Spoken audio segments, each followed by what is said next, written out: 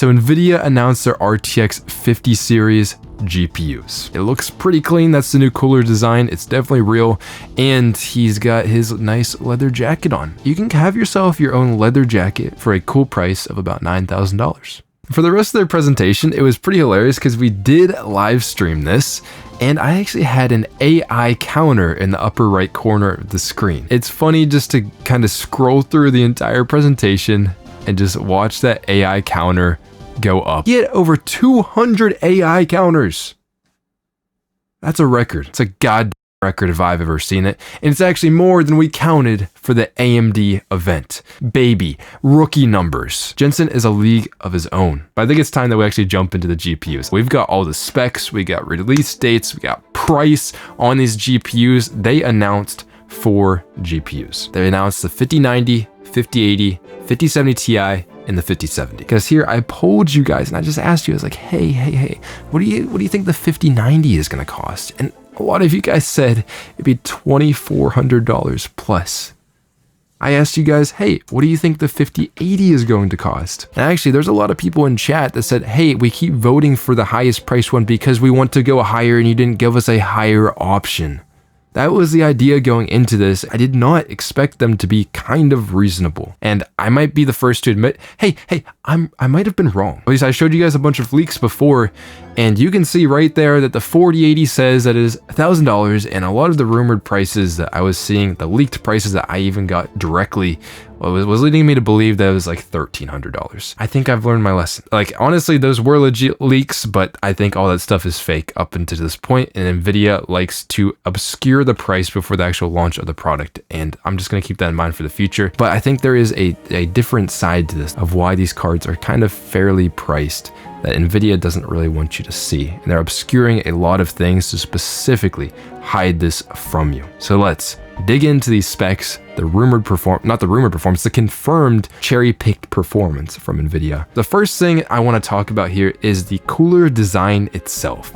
Now this guy impressed the out of me. Here is the back side of the graphics card. So the 5090, 5080, 5070, they all look the same. This is an iconic screenshot where they say that the 5070 is 4090 performance. We'll dig into that in just a second, but look at the cooler itself. There's 2 fans. Both fans are actually able to blow through the cooler, which means that there can't be a PCB where normally the PCB would be on a graphics card. And the way that Nvidia is getting this to work is there's actually a PCB in the middle of the graphics card. They have to be rerouting the PCIe connector out to where it would normally be because that can't really change.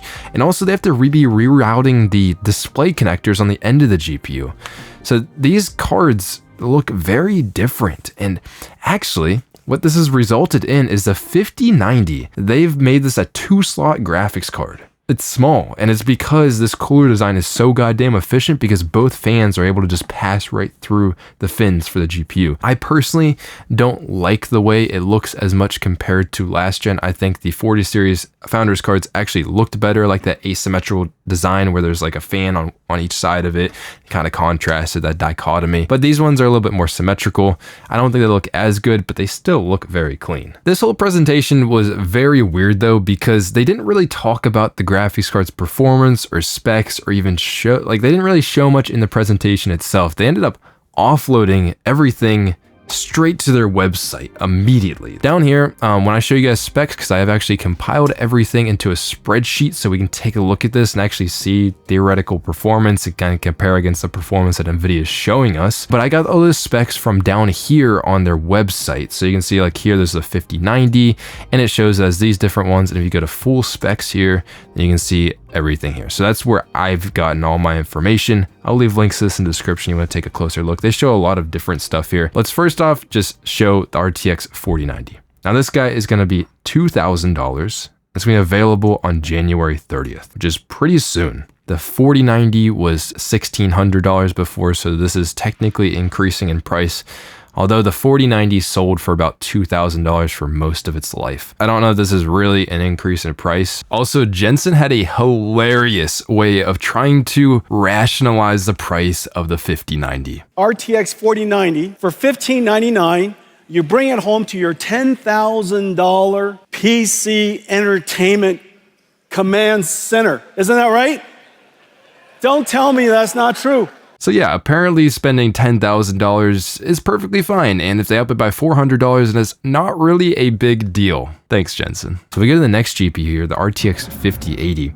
Now this guy is launching on January 30th as well, so we all know reviewers are going to get absolutely bombed on January 30th, and I might be receiving samples too. But this guy, $1,000. This price isn't like phenomenal, not as bad as we all probably thought it would be. The 5070 Ti is actually going for $750, and that is actually $50 cheaper than the previous 4070 Ti. Even though these prices have surprised me, I honestly think Nvidia is having to drop the prices or keep them the same for reasons that we will discuss when it comes to the specs. Now, the RTX 5070 is going to be coming in at $550. They're kind of grouped together here, but these guys are coming in February. We don't know the release date of these, but I assume that they're going to be distanced at least a little bit away from January 30th. Now let's go back to the 5090 here, and they do actually show some performance against the 4090. This stuff is really, really weird. And you might have noticed during the presentation that this seems really good.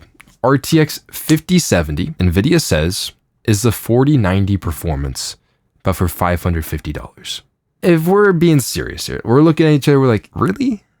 Are you sure about that? Based on the specs that we have had rumored up to this point, absolutely no way that the 5070 is going to be anywhere remotely close to a 4090. And this is where RTX 50 series gets pretty complicated, because they did introduce a new feature, and that is DLSS 4. And it's multiple frame generation. I will be making a follow-up video talking about DLSS 4 and actually NVIDIA Reflex 2. But DLSS 4 is pretty weird, and I don't really want to go in too depth in it in this video, but a lot of the numbers that NVIDIA shows is going to be inflated with this. But that's only available on 50 series graphics cards. Actually, most of these games that are shown here are using that multiple frame generation. Cyberpunk, Alan Wake 2, Black Myth Wukong, these are all NVIDIA sponsored titles. None of these are actually using just rasterization in the games. Even the two games that don't include the frame generation are still utilizing ray tracing. So obviously Nvidia is pushing ray tracing to a further degree this generation. I don't think that surprises anybody,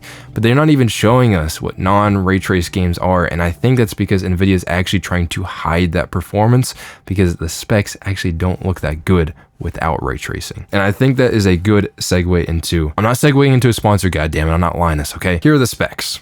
Okay, now there's a lot of shit on the screen here, and I think I'm just going to hide all the ones that we are not looking at currently, and then we can kind of clean up the screen a bit. So over here, we have the RTX 4090 and 5090. I just want to compare these two. These CUDA cores are the ones that actually contribute mostly to rasterization performance. So not ray tracing, not AI and all that kind of shit. Those are the reference point for that. And we're seeing about 30% more CUDA cores with the 5090 versus the 4090. But in terms of ray tracing cores, these are new generation ray tracing cores on the 5090, so they will be a little bit elevated in terms of their efficiency and all that kind of stuff. Also here, the multi-frame generation, this is why it seems to be only available on 50 series, is because the 50 series has insane AI performance, like really insane. Like 40 series was already solid. It just went, hey, almost triple that in one generation.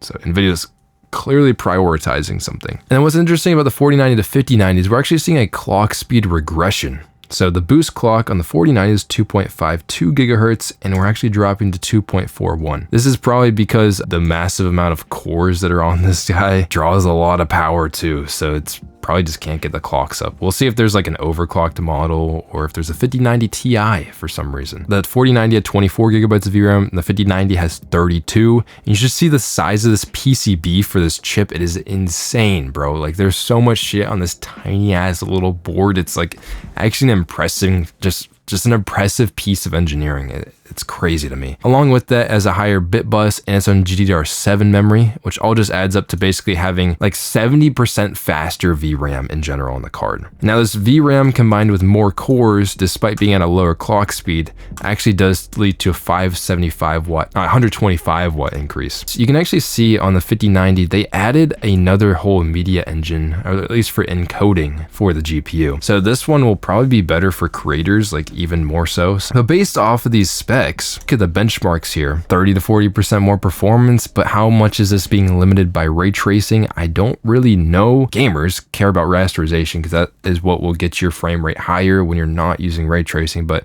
it is also cool to see ray tracing performance get to new levels because it'll be more and more usable, but it's hard to tell here. And the reason why I say like the rasterization performance, I think Nvidia is trying to hide it, is actually when it comes to the other graphics cards, because the 4090 or the 5090 is going to be insane, and it's costing about the same price as what the 4090 has been going for. So honestly, I'm not offended by that. And now let's look at the 4080 versus the 5080. The 4080 used to be $1,200. It really sucked to that price point. And now this one is going to be $1,000. So it went down in price, which is pretty cool. However, though, when we actually look at the specs, I don't think this card is as interesting as a lot of us maybe would have thought it would be. It especially comes up when you compare it to what the 4080 Super was. There's a Super series for 40. What stood out about this specific card is that they dropped the price mid-generation. They dropped it from $1,200 to $1,000. It's probably because Nvidia learned their lesson. I think this is probably the more proper comparison. These specs don't look that impressive. 10 240 cores, CUDA cores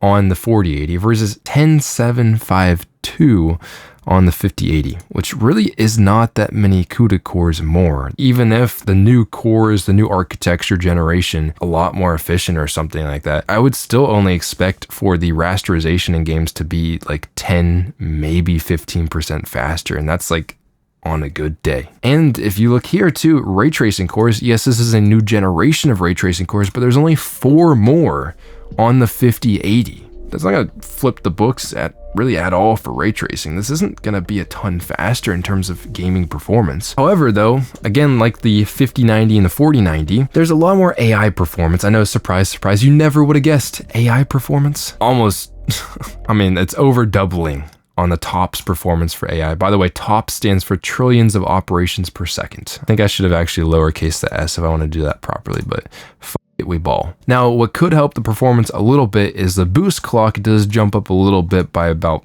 70 megahertz. It's not crazy. The only other thing here is this is actually going to be based on GDDR7 VRAM, which means it'll have faster bandwidth. We're seeing, even though they both have 16 gigabytes, the new one will have 960 gigabytes per second of bandwidth. Also, the power consumption is going up a little bit more, probably a combination of GDDR7 and the extra cores and stuff. Like, I don't think this new architecture is really that much more efficient than 40 series was. I don't know, but that's with ray tracing. That's probably because the new ray tracing cores are just better in general, which is, you know, an advantage, but we don't really get to see how much better rasterization performance is because I think Nvidia is trying to hide that, because I really don't think the 5080 will be that much faster than the 4080 in rasterization. And they're really relying on, it seems like, DLSS 4 multi-frame gen in order to, you know, make up sort of that gap. So here's the 4070 Ti versus the 5070 Ti. I want to make note of it on Nvidia's website themselves, okay? The 5070 Ti is being compared to the 4070 Ti, made a typo on their website, but it's being compared to this GPU specifically, and I think it's for a very, very important reason that benefits Nvidia. I know, crazy. It might seem pretty damn good on the surface. It's like, well, the 4070 Ti was $800, and then the new card is going to be $50 less.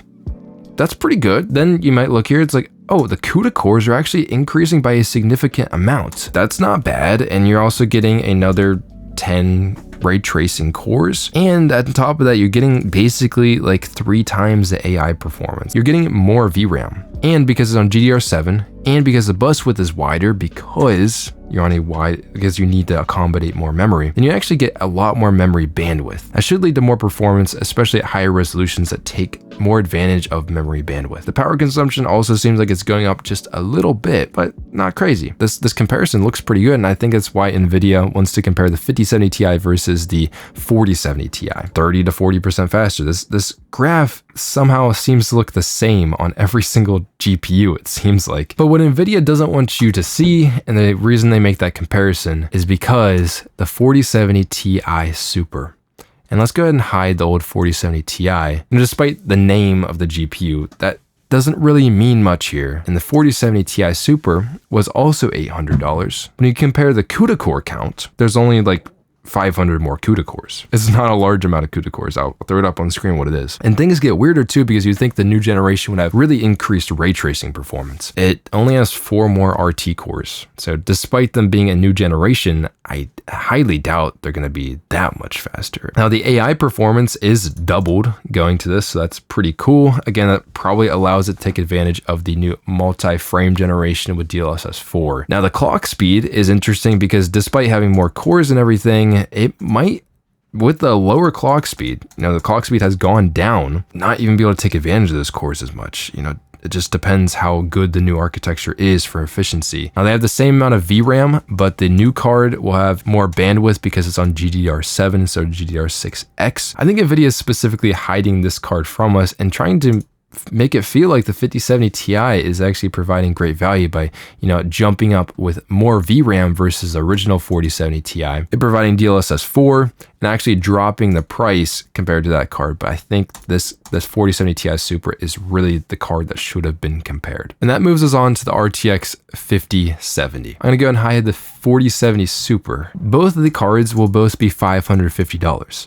Now you might be screaming at me, hey Vex, you're wrong about the 4070. That card actually is a $600 MSRP card. Well, Nvidia, when they launched the Super Series back in January, it's been about a year at this point, they actually officially dropped the MSRP of the 4070 to $550, even though it originally was $600, because they were making room for the 4070 Super. These ones are very close. So the performance of these, it can't be that far apart. Usually on a generation, they increase the core count, they increase the efficiency of those cores in order to get a lot more performance. And that's just not what we're seeing here, because there's 5 888 CUDA cores here, which would lead to better rasterization performance.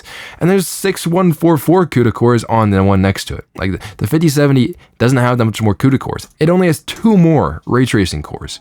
The AI performance again is doubled. You can see where Nvidia's priorities are here. They're prioritizing AI instead of actual performance on the cards, and it's probably because the actual performance on the cards can't get that much better or something like that. Like clock speed is about the same. VRAM capacity is the same. They both have 12 gigabytes. That would have been something to increase on the 5070. That would be pretty cool. But because it does on GDDR7, the 5070 does actually have some more memory bandwidth. Power of the card is increasing by 50 watts. The 4070, actually, when I run it most of the time, it only draws like 180 watts. It's a super efficient card. That's one of the coolest parts about it. Now, what's interesting here is the 4070 Super. So we look up here, the 4070 Super on PC Part Picker. We can see this card is still available for $650 at the moment. Exactly the price that it launched. The price really hasn't changed since launch. The 4070 Super will probably beat the 5070.